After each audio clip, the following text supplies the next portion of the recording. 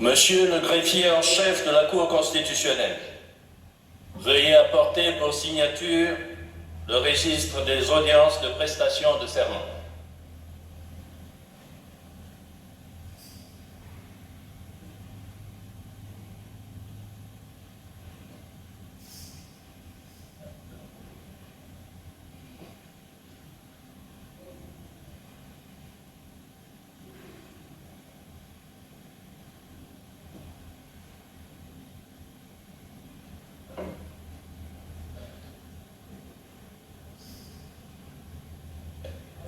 Monsieur le Président de la Transition, je vous prie très respectueusement de bien vouloir prononcer votre discours de circonstance.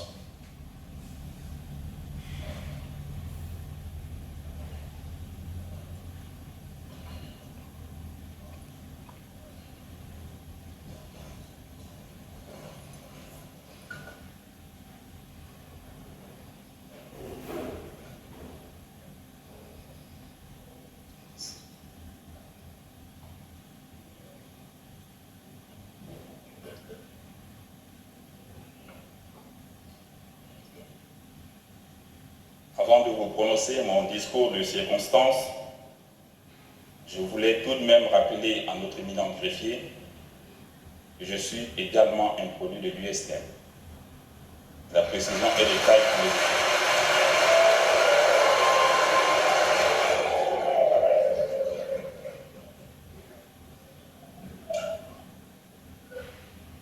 Je pense que la précision est de taille pour nos étudiants.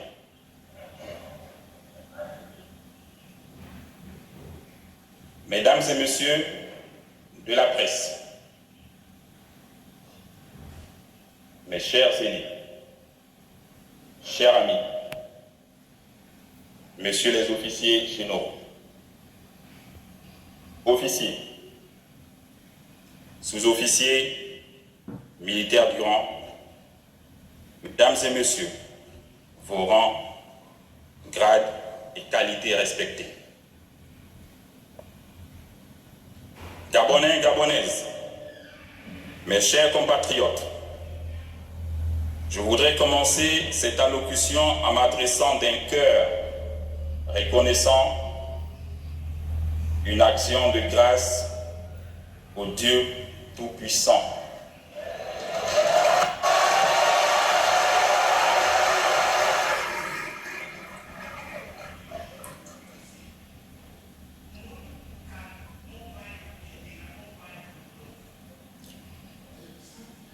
C'est grâce à ces bontés sans cesse renouvelées que notre pays, le Gabon, que nous pouvons fièrement nous tenir ici ce matin, dans cet hémicycle du palais de rénovation du bord de mer.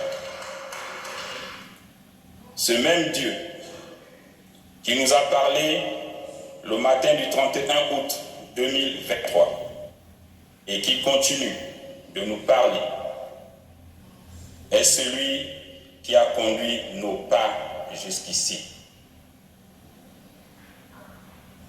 Permettez-moi de rappeler à votre souvenir les paroles prononcées par Feu Omar Bongo Ondimba dans cette salle, au terme de 42 ans de règne après Feu Léomba, premier président du Gabon. Il disait: Dieu ne nous a pas donné le droit de faire du Gabon ce que nous sommes en train de faire. Il nous observe. Il dit: amusez-vous.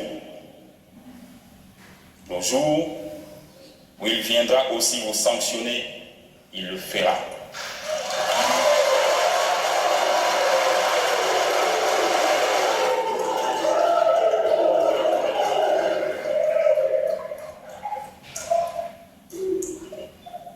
Cette phrase remplie de sagesse était en réalité la voix de Dieu qui a fini par accomplir sa volonté pour le peuple gabonais aujourd'hui.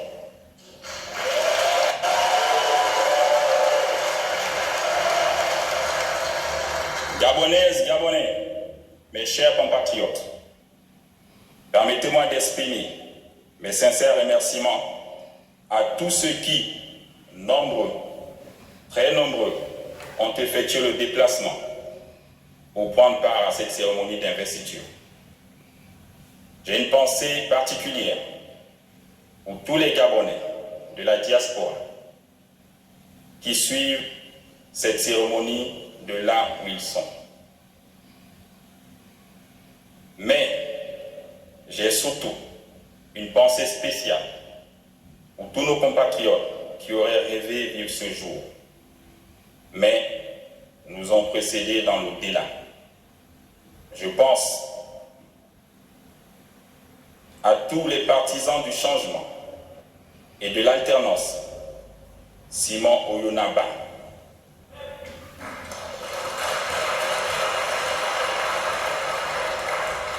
Martine Oulabou,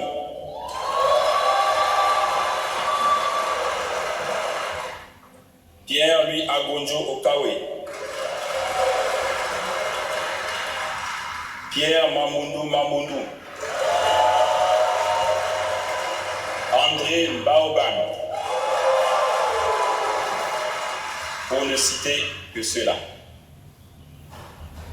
Comme disait l'ancien président ghanéen, Jerry John Rawlings, quand le peuple est écrasé par ses dirigeants, avec la complicité des juges, c'est l'armée qui lui rend sa liberté et sa dignité.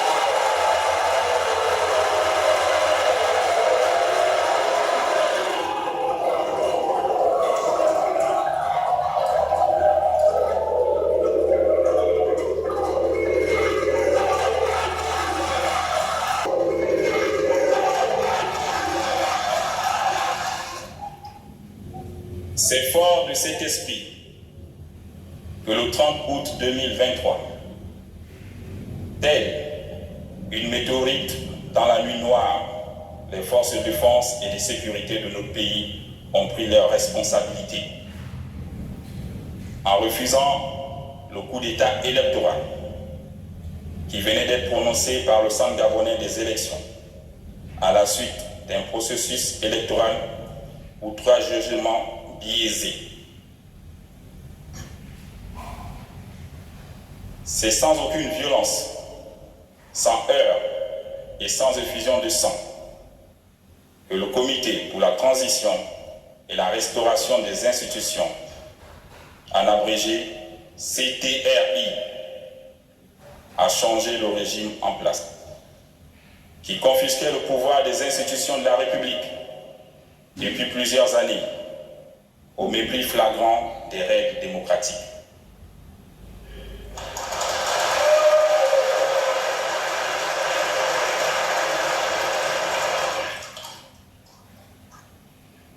Cette action patriotique, inédite, restera sans doute un cas école dans les annales de notre histoire.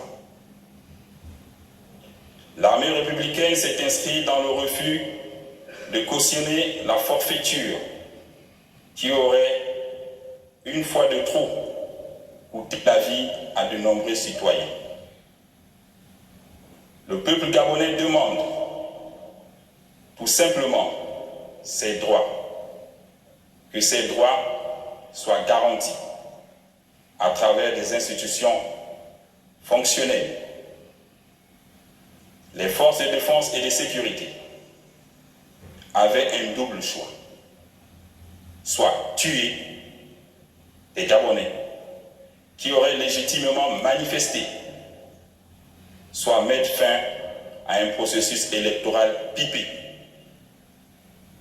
dont les conditions du déroulement ne permettaient d'ailleurs pas l'expression d'une démocratie. C'est en toute liberté et responsabilité que nous avons dit non. Plus jamais ça dans notre beau pays, le Gabon.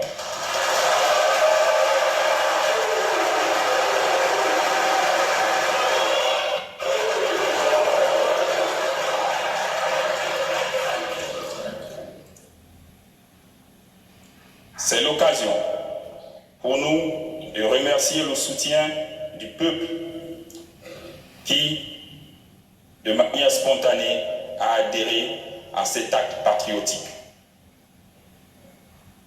Notre étonnement est grand lorsqu'on entend certaines institutions internationales condamner l'acte posé par des soldats qui n'ont fait que respecter leur serment sous le drapeau, sauver la patrie au péril de leur vie.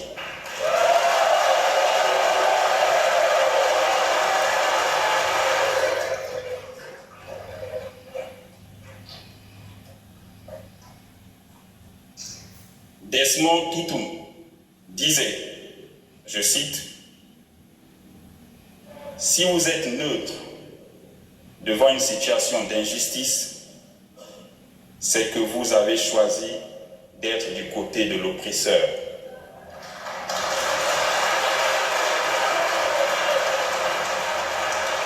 Nous, forces de défense et de sécurité, nous avons choisi d'être du côté du peuple et de la liberté.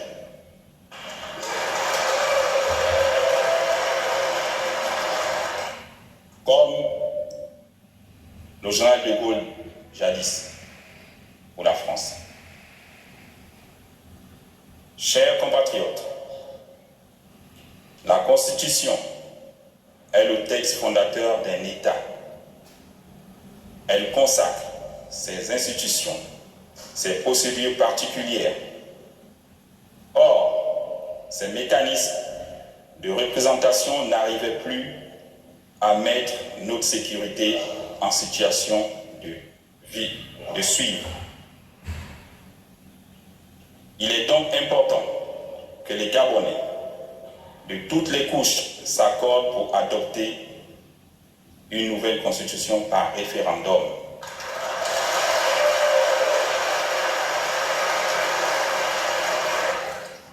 Ainsi qu'un nouveau code électoral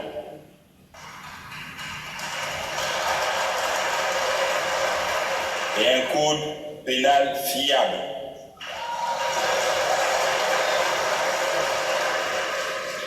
Qui garantissent à tous les mêmes chances. Notre pays, le Gabon, mérite des institutions fortes, crédibles, une gouvernance assainie, plus en phase avec les normes internationales en matière de respect des droits humains, des libertés fondamentales, de la démocratie, de l'état de droit.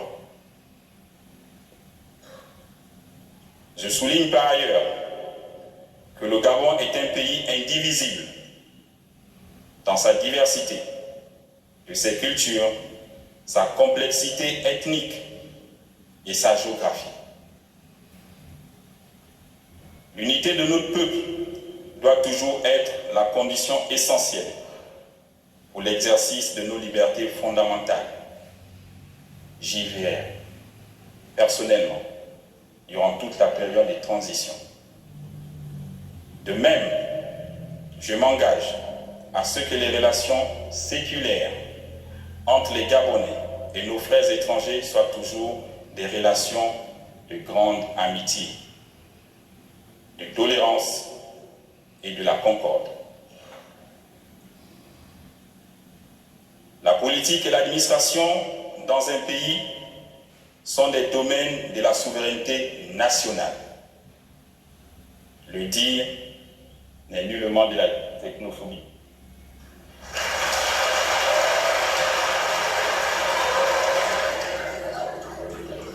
Mes chers compatriotes, depuis quelques jours, le Comité pour la transition et la restauration des institutions a entrepris des consultations avec toutes les forces vives de la nation. Les préoccupations soulevées sont légitimes et limpides. Aussi, avec le gouvernement qui va être mis en place dans quelques jours, composé de gens expérimentés et de personnes à la compétence avérée, nous allons nous atteler à donner à tous des raisons d'espérer à une vie meilleure.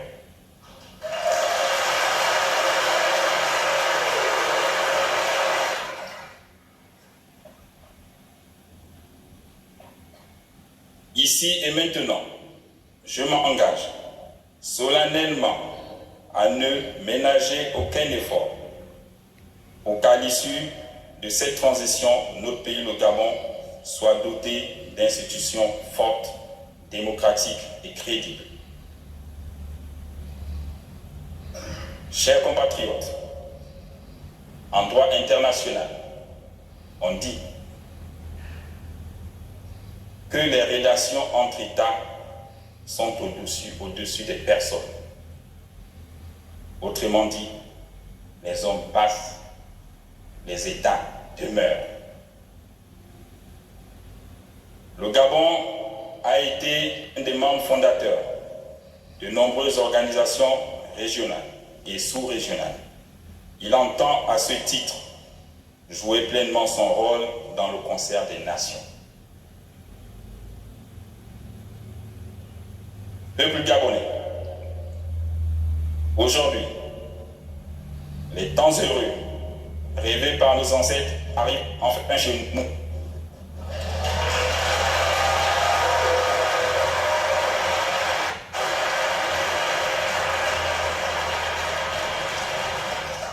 Et il faut donc un changement profond issu de notre réflexion commune. C'est pourquoi j'instruis déjà le futur gouvernement à réfléchir sans délai sur les mécanismes à mettre en place afin de faciliter le retour au pays de tous les exilés politiques,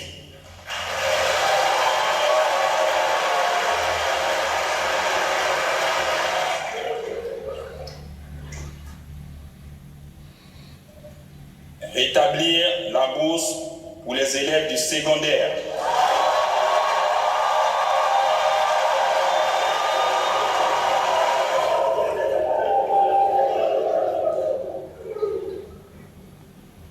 amnistier les prisonniers d'opinion,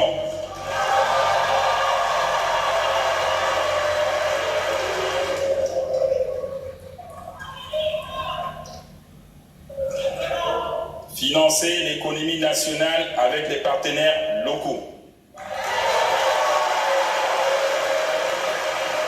et les institutions financières locales, créer une synergie avec l'accompagnement des banques locales pour le paiement des pensions des retraités,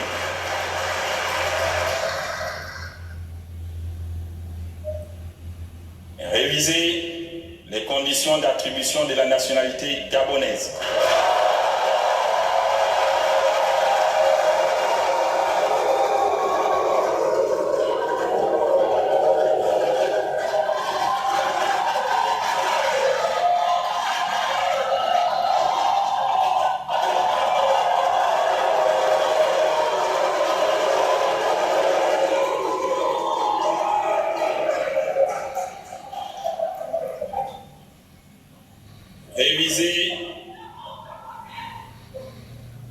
réviser les lois du foncier en République gabonaise,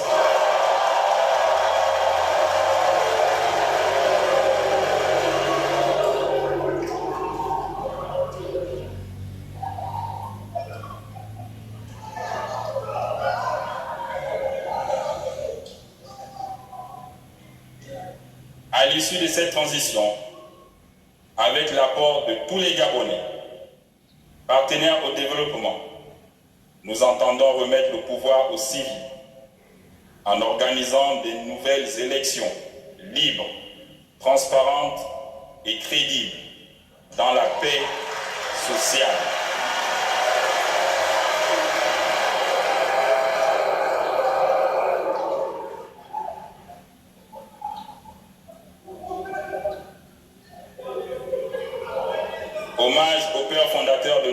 nation, peuple gabonais, c'est enfin notre essor vers la félicité.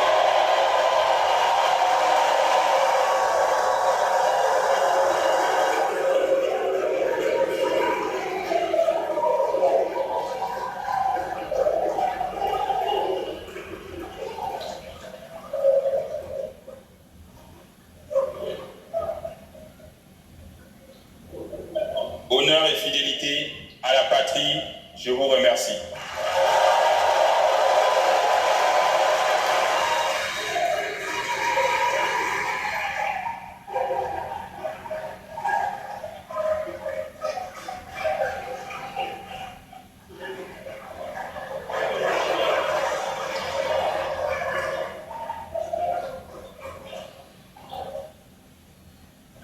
Armstrong Gagaya, le général de JNJ Media, l'innovation à outrance.